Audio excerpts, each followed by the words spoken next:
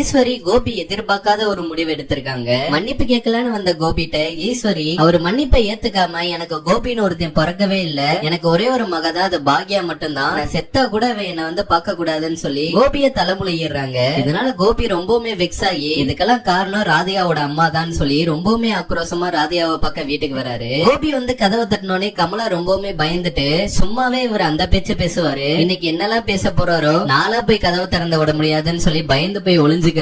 சரி இன்னைக்கு பெரிய சண்டை ஒண்ணு நடக்க போகுதுன்னு மையவும் காதை பொத்திக்கிறாங்க. ஆனா கோபி ரொம்பவுமே சைலண்டா எதுவுமே பேசாம எதுவும் பெருசா கத்தாம வந்து உட்கார்ந்து அழுக ஆரம்பிச்சிடறாரு. அவரே குற்ற உணர்ச்சியில அழுதுட்டு இருக்காரு. கமலா உள்ள இருந்துட்டு ஐயா இவர் என்ன அழுதுட்டுல இருக்காருன்னு சொல்லி இலக்காரமா பேசிட்டு இருக்காங்க. கோபி அழுகவும் ராதிகா இருந்துட்டு அசால்ட்டா சாரி கோபி, நானும் அம்மா சொல்லவும் அப்படியே நம்பிட்டேன்னு சொல்ல உடனே கோபி இருந்துட்டு அது எப்படி ராதிகா இவ்வளவு பெரிய விஷயம் பண்ணிட்டு ஒரு சாரியில எஸ்கேப் ஆயிடலான்னு பாக்குறியா, அங்க எங்க அம்மாவை பாக்கலாம்னு போனா எங்க அம்மா நான் பிள்ளையே இல்லன்னு தலைமுழுங்கிட்டாங்க. கோபின்னு ஒருத்தன் உங்களுக்கு பிறக்கவே இல்லையா, உங்களுக்கு ஒரே ஒரு மகதான் பாக்யா மட்டும் தானா, எங்க அம்மாவுக்கு எவ்வளவு என் மேல வெறுப்பு இருந்தா இப்பெல்லாம் பேசி இருப்பாங்கன்னு சொல்லி ரொம்ப ஃபீல் பண்ணி பேசிட்டு இருக்காரு. உள்ள இருந்து கமலா வந்துட்டு அட விடுங்க மாப்பிள்ள, இனிமேலாச்சும் அந்த அம்மா தொந்தரவு இல்லாம நீங்களும் ராதிகாவும் சந்தோஷமா வழுங்கன்னு சொல்லி பேச உடனே கோபி ரொம்பவுமே டென்ஷன் ஆகி இப்ப கூட பாரு ராதிகா நான் என்ன பேசிட்டு இருக்கேன், உங்க அம்மா என்ன பேசிட்டு இருக்காங்க, கொஞ்சம் கூட ஒரு குற்ற உணர்ச்சியே இல்லாம பேசிட்டு இருக்காங்க, இனிமேல இவங்க இந்த வீட்டுல இருந்தா நான் இந்த வீட்டுல இருக்க மாட்டேன் ராதிகா, நாளைக்கே உங்க அம்மாவை வீட்டை விட்டு வெளியே போக சொல்லிரு, முடியாதுன்னா நீயும் கூட சேர்ந்து போயிரு, நானும் மையம் மட்டும் இங்க இருந்துக்கிறோம், உங்களால பிரச்சனை வந்தது எல்லாமே போதும், இனிமேல என்ன பிரச்சனை வரணும், அதான் எங்க அம்மாவே என்ன பிள்ளை இல்லன்னு சொல்லிட்டாங்கன்னு சொல்லி புலம்பிட்டு இருக்காரு. அதே சமயம் அடுத்த நாள் பாக்யா மையவையும் ராதிகாவையும் பாக்குறாங்க.